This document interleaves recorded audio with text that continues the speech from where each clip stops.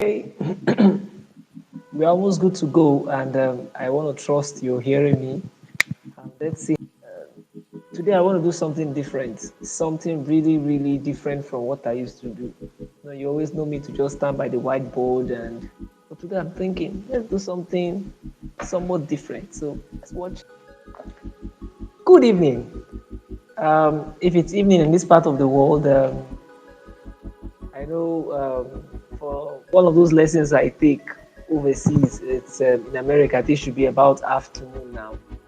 We're going towards it's about afternoon thereabout. You're welcome to Mambo with Jarvis, and you're on to the Midnight Sun Project. Like I said earlier, today in today's episode, I will not be carrying a marker, you know, mark writings on the board and whatever, but to do strategic, something more strategic and something more tactical. Today, this evening, we're focusing on an aspect of an exam taken in Nigeria. We call it the NECO, BECE exam. That is the NECO BECE, usually taken by students who are in grade 9 or what you may call JSS 3. It's a very important exam that guarantees whether you're going to move to what we call the career classes. So, we will focus this evening on mathematics. Mathematics. More often than not, when students hear maths, there's this kind of fear. Mathematics again. But over the years, I've discovered that maths is one of the easiest subjects to pass. Maybe the right strategies have not been employed or deployed, or maybe the right things needed to have been done have not been done. But I'm trusting, because the whole aim of this project is to say no to online malpractice. The rate of malpractice is so heartbreaking, and it's so I'm short of words to use. Let's say very disgraceful. So disgraceful. So disgraceful. Exams are leaking online, and like I told a friend recently, I don't have control over whether the exams will be seen online or not seen online, but I do have control over one thing. What's that one thing I have control over? I can teach my students to a level where they will see that and not trust it. So, what do we need to do to ensure that we succeed in these exams? To take us deeper in this, a lot of what I'll be saying today will be more of like introduction to the whole concept of these exams.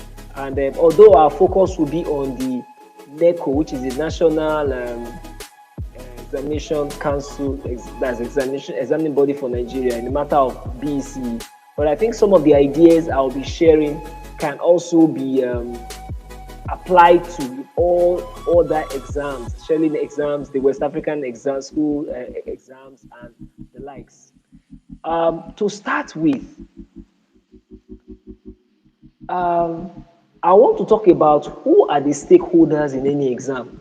Before we go into talking about the tactical aspect of the exam, the stakeholders in any exam.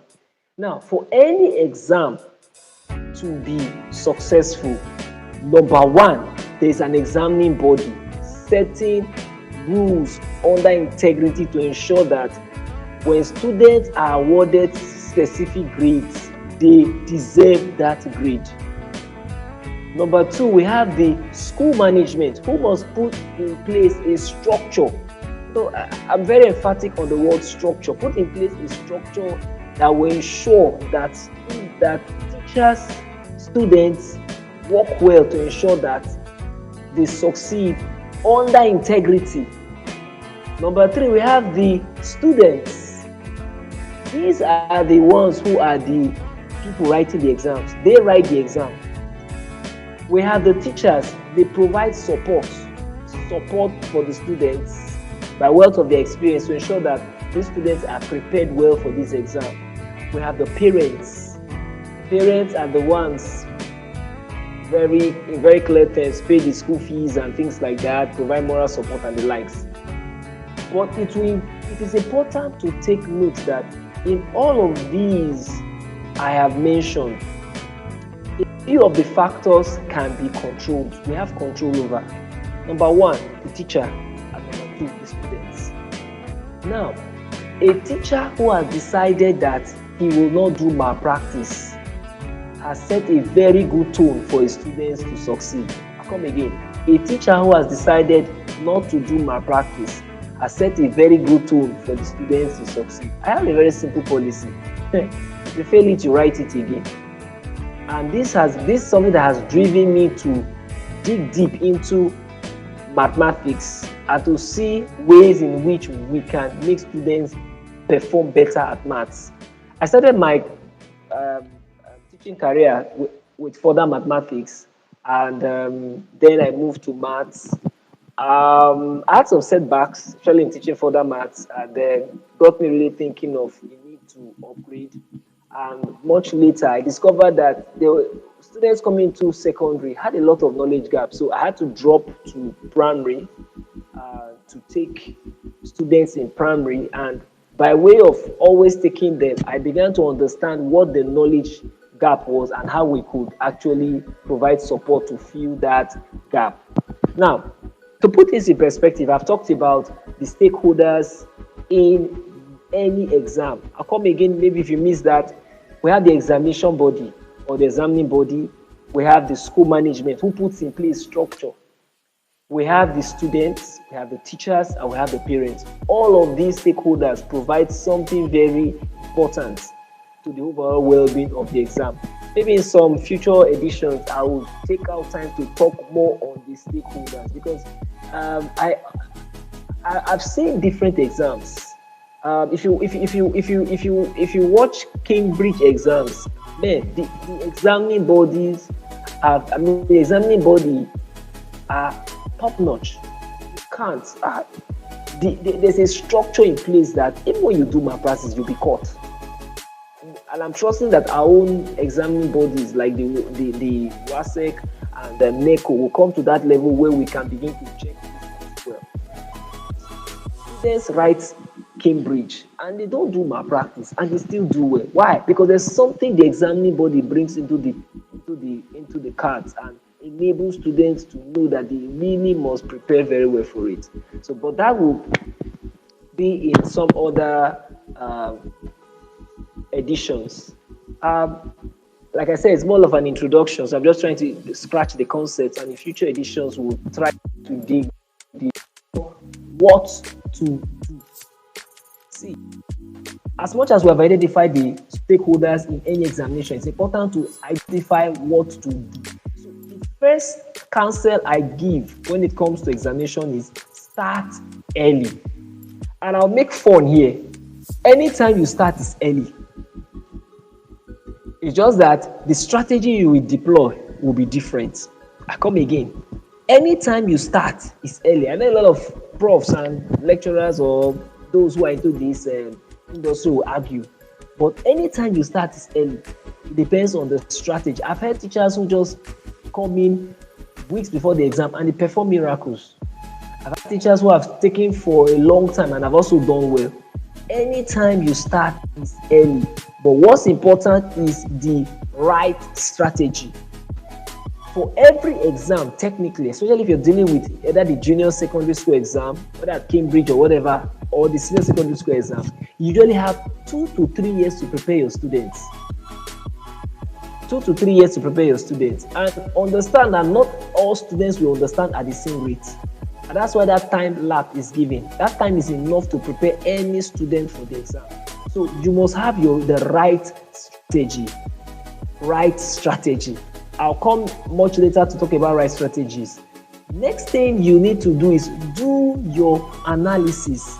I think that is something that a lot of these learning management softwares provide for schools today. You discover that a lot of schools are doing well, not just because of strategies, but because they are able to do proper analysis of their results. Now, we had the results out and we did analysis of it, and you will be shocked at the pattern. Now, the analysis take different aspects of it. There's what I call the external analysis, where you look at your external performances in exams, in these exams, and more importantly, your internal exams. Because when you do your analysis of your internal exams, actually offer 2-3 years before the exam, the external exam, one of the things you gain is you're able to see students in the different quadrants. And for the purpose of my study, I have grouped this performance criteria into 3 groups. I have one I call the high flyers, I have one I call the mid flyers, I have one I call the low flyers. Now, I've also tried to put percentages to it. Now, you're a teacher in a class teaching students. What I'm saying, I may not just apply to math alone, applies to every subject. These strategies can apply to any subject, just that you may just do a little tweaking on it, get the results you want. Now, for mathematics, you do the analysis. I have a take on it. Now, what I do is this. I have 3 bandwidths or 3 bands. I have one I call above 70. If any child is scoring above 70, but actually when you take into consideration their terminal exams, scoring above, I mean the top 10 exams, if they're scoring above 70, that's a good one. So that child is good to go. At least by the end of JSS2 or SS2, that child is good to go. It means that child can give you A with the right kind of motivation. Now, there's the other group I call the 50 to 69 group. Now, the 50 to 69 group, I usually call this one the group that are the group that are more or less in their transition stage. This group of students tends to, or rather, they tend to fluctuate. Now, these are the groups you need to work on. May not be as much as the next group I'm going to mention, but you need to work on them very, very well. More often than not, this group require you to supervise them.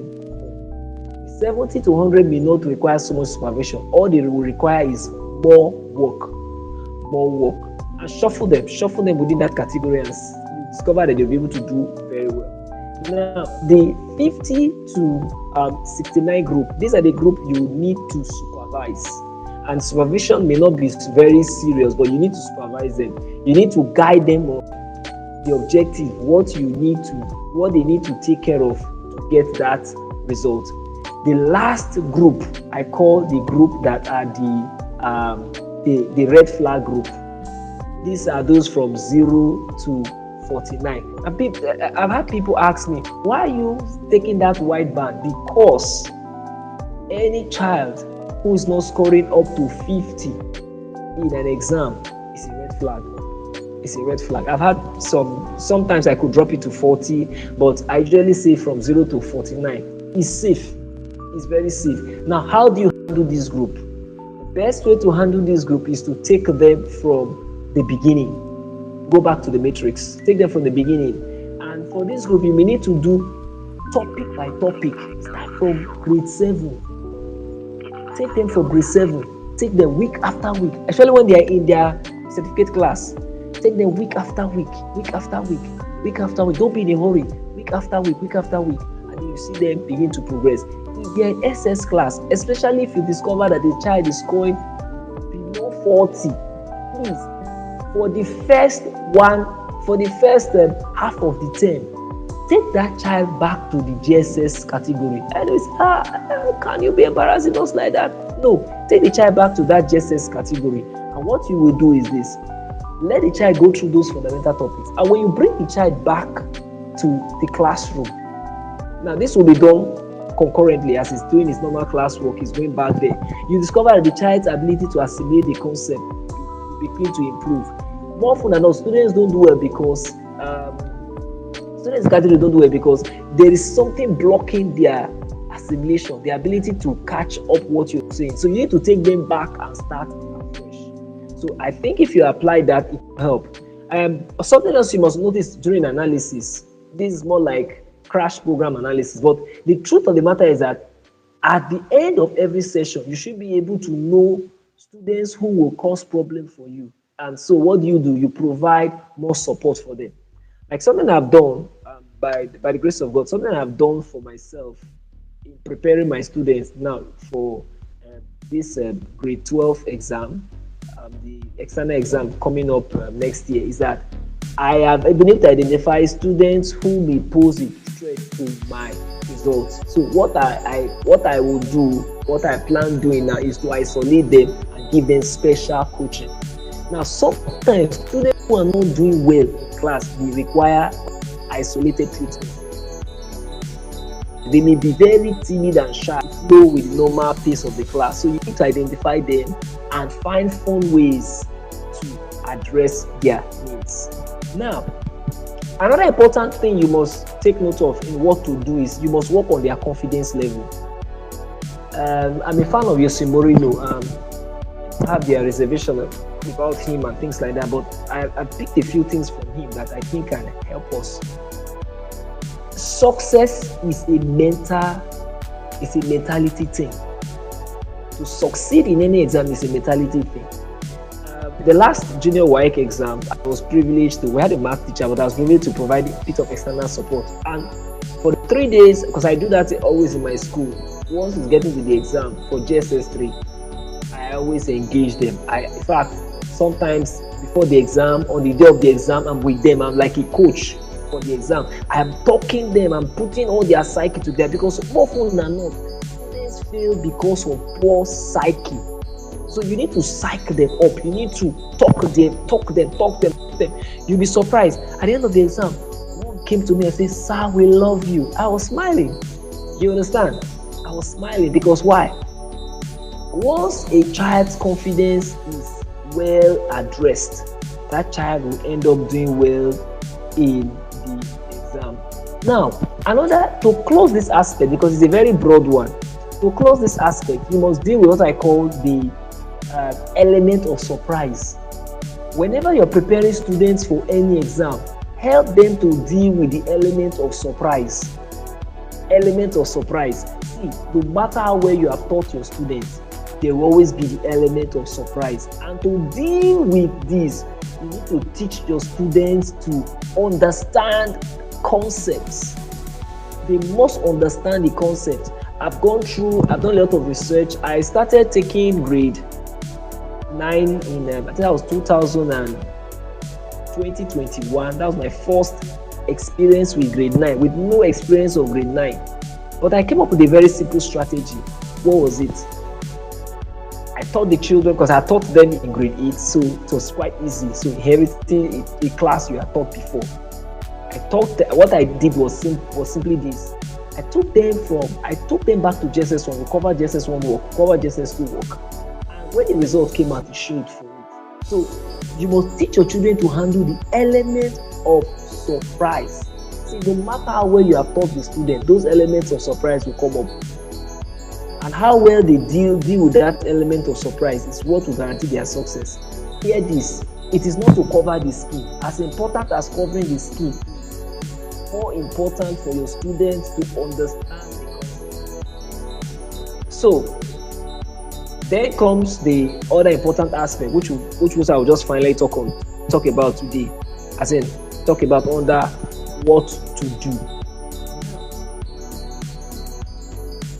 You must have your past question papers for the last 5 years. The last 5 years is just enough to prepare the children, because there you'll be able to discover what kind of questions are coming out, what kind of preferences are, what was the exam preference in terms of the question.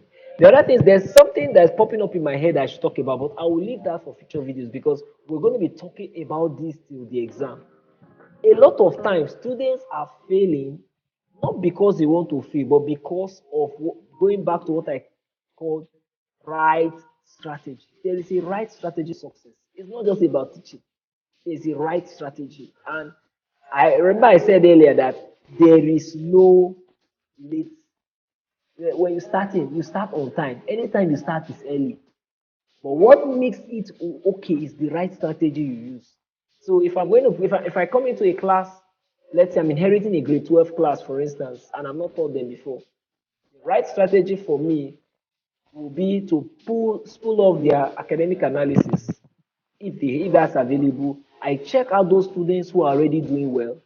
Those are not my worry. Those ones I just push them out and I give them work to do. I check those who are in the middle band. I pull support from other teachers. I will focus more on those ones that are not doing well, that are below what I call the those who are on the red flag down. Those are the ones I'm going to focus on because those are the ones that will determine whether I will succeed or not. Hear this: when your students fail, it is you that have failed. I've heard people say, "Hey, no, I thought that spare that news, spare that news." One of the fastest way to improve as a teacher is to accept when your student feels that you are the one that has failed. When you accept that, it might be painful. I had a very ugly experience sometime, and whoa, it was a woeful performance, and that took me to research. For a couple of years after that, 2 or 3 years after that, I wasn't given the privilege to teach further maths. I was even dropped to take lower classes. But there was a simple strategy I applied that helped me to come back on board. I got into private lessons. I started taking lessons from different schools. And in that process, I started training. I started seeing what other schools were doing. I started gaining experience. I said, wow, okay, this is what they're doing here. This is what they're doing here. I started collating. And by the time I came back, it looked like as by the time I was reinstated and I got those opportunities back, it looked like as if I was a superstar. No, something we call character arc, especially in movies. When you're a fan of the Marvel Cinematic Universe, Thor had that experience where he looked so rejected. And then if you follow the character of Thor very well, something very striking I noticed by the time we come to Thor Ragnarok, it was obvious that Thor didn't really need his hammer to his power. The power was already inside of him. And that's something we learn as teachers. And that's something we must pass across to our students. That sometimes when some things are happening, it's not because our students are not good. It's just because we need to search for ourselves. So having said that, all of these, let's quickly close today by looking at the NECO BECE exam. Now, for the NECO BECE exam, which is an exam taken by grade 9 of students who are in Nigeria, they also, not call it endemic, states in Nigeria have their own what is called the state-based BECE. Rivers State. I'm based in Rivers State, so we do what is called Rivers BECE. But I prefer the NECO, and I would encourage schools to do the NECO. The NECO usually gives you a clear indication of the quality level of your students. If your students do NECO, NECO is not paying me for this advert. If your students do NECO BECE, they stand a better. You as a school stand a better chance to see their strengths. The questions are top notch. They really push you to the extreme. My description will be subjective because I may not be able to say what happens in other states. I can only say more about maybe Delta State, maybe River State, so I can say more about that. But the NECO BECE is something you want to try. So we come to the NECO BECE mathematics. How does it work? The NECO BECE mathematics is divided into two papers, paper 1 and paper 2. Paper 1 is for 1 hour 20 minutes and paper 2 is for 1 hour 20 minutes. And this translates to the fact that every question, and each of these 60 questions each. So NECO BECE paper 1 is 60 questions. NECO BECE paper 2 is what? 60 questions. Now, in looking at this, it would mean that every question translates to about 1 minute and 20 seconds. I hope I got that math right. Every question will translate to what? 20 seconds. Now, aside being 1 hour 20 minutes, something students must take note of in preparing for this exam is that there are questions that you should solve in 10 seconds. There are 5 seconds questions. There are 3 minutes questions. So while we talk about the average, it's important for you to know that you must manage and make good use of your time. But that's not the discussion. That's not the discussion for us to do. Mathematics multiverse. I have grouped maths at this level into 3 major areas: arithmetic, algebra and geometry. Arithmetic, algebra, and geometry. Now, in the exam proper, in the NECO BECE, what they have done is do a little tweak. They have arithmetic and geometry as paper 1, and then they have algebra and statistics, then statistics and probability as paper 2. It's important to know how many questions you have for each one. That's something you must take note of. It's important for you to know how many questions you have for each one. For paper 1, arithmetic is 24 questions and geometry is 36 questions. Now, the geometry will essentially cover 3 areas. Okay, about 3 areas. You have trigonometry, you have mensuration, you have formal geometry, okay, 4 areas, and then you have what? Construction and loci. I'll come again. Trigonometry, mensuration, formal geometry, then construction and loci. These are the 4 areas identified in geometry. Why am I saying this? Because in future editions of this course, I'm going to shred this verse. I'm going to shred this multiverse and show you why you need to know how many questions. I have applied it. It works for me. In fact, by the second year, I was able to produce 2 A's. 2 clean A's. 2 clean A's. Now, third year it was awesome. But this year, I have a target. I want to raise the number of A's in BECE, because now I have a working formula. I've been able to do my research within this period of handling BECE, NECO BECE, and I think I have been able to crack it. And I want to share this to school. So please, like my channel, and because you're going to be seeing, like my channel, share it to friends, because you're going to be seeing loads and loads of secrets when it comes to NECO BECE, except you decide to change.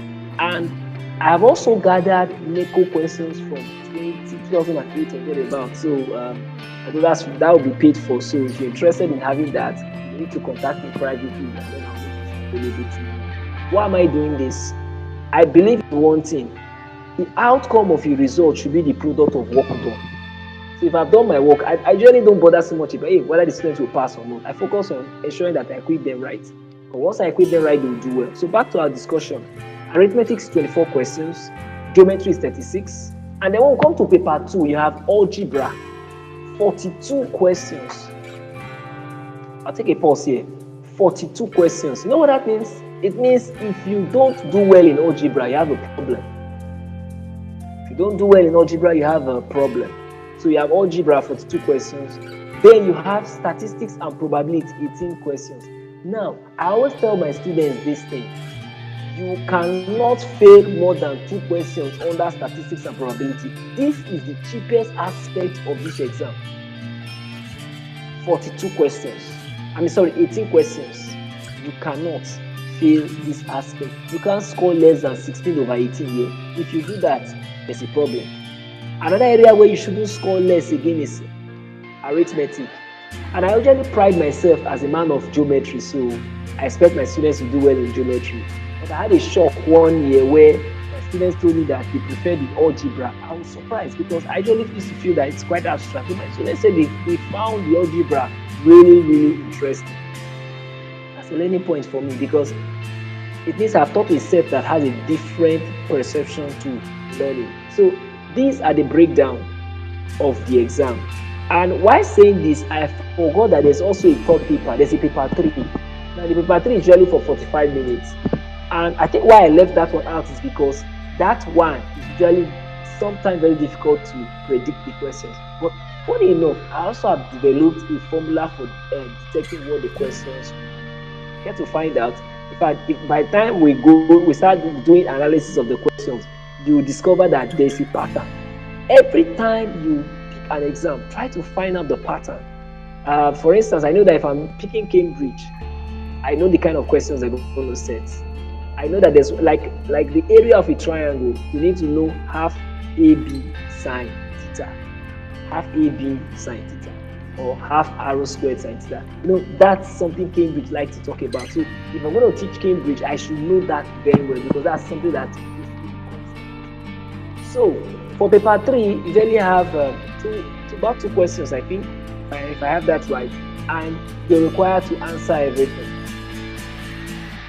That one is really subjective. By the time we begin to get close to the exam, with the analysis I've done, I'll be able to tell you, okay, this is where I'm suspecting questions will come out. So you discover that paper 1, I've told you, is arithmetic, 24 questions, geometry, 36 questions, and paper 2 is algebra, 42 questions, and then they also have statistics and probability, which is 18 questions, making a total of 120 questions. As we proceed, I'm going to see, it's a very detailed work I've done. I'm going to tell you how many questions to expect as subtopics, and what are the subtopics you do not bother yourself worrying about. That's it. These things are very, very predictable. So I believe I've given you so much tonight. I decided to take this to our discussion tonight because it's not just to solve the questions of the board. You as a teacher, especially if you're a teacher, or perhaps as a student, you are yourself, you need to get your strategy right. It's not about how many hours you read. In fact, I play the keyboard. If you watch carefully, there's a keyboard here. I did that on purpose. I have a keyboard set with me here. One of the things I have learned from the keyboard is that prior to now, we always have this notion that we really have to, score songs, stress ourselves and whatever. But if you go online and look for somebody called Stevie Wiggy, I think that's the name. You see his technique, and he's been a motivation to me to come up with ideas to make learning of mathematics more interesting. I've also seen that the people in vocation always turn out A's every year, and I've asked myself why. Because they're able to come up with ideas and strategies that make the learning fun. So while you're preparing your students for this exam,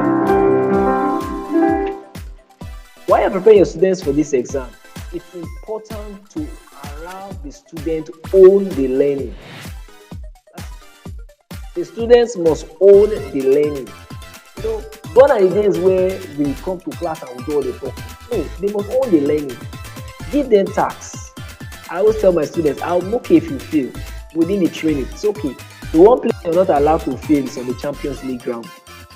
Because once that match is played, the result is final. So make the mistakes here. Let me see them and then provide support. It's not the end.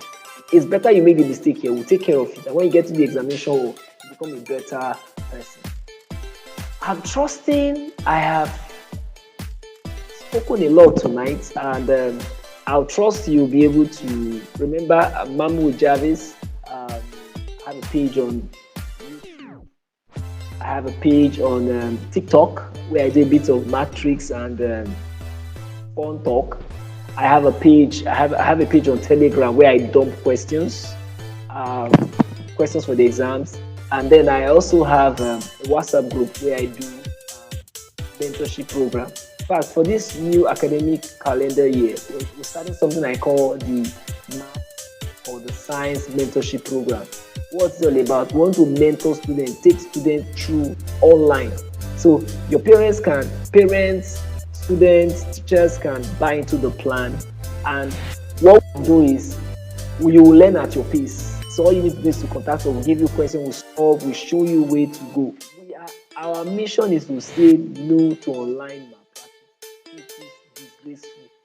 It is disgraceful. As I close tonight, special shout out to my executive director, Madam Ibim. I greet you, ma. You've really been an encouragement to my course. Special thanks to my wonderful parents who have been very supportive, allowed the engineering son to bear into teaching. Although my mom is a teacher, very sound English teacher, very sound. Special thanks to my principal, Mr. Hygienus. Special thanks to my VP, admin, Mrs. Ada Joy. I'm actually the Vice Principal Academics of Archdeacon Brown Education Center Boarding. Special thanks to Mr. Kirian, day school principal. You can contact us. If you love what you're seeing here, you can join us in this project. One thing I can assure you of is this. ABEC of today is an ABEC of transparency and integrity when it comes to the exam. We are on a crusade to say no. Child is on this journey as we flex to make education fun. I'll be leaving you now, and the midnight sun will continue. So see you on Saturday. See you on Saturday. Saturday by 9 p.m. Maybe I could be forced to go back to the board to solve questions, but I want to focus more on giving you not just something on the board, but also to equip you with the relevant techniques to succeed this year. So thank you very much for your time.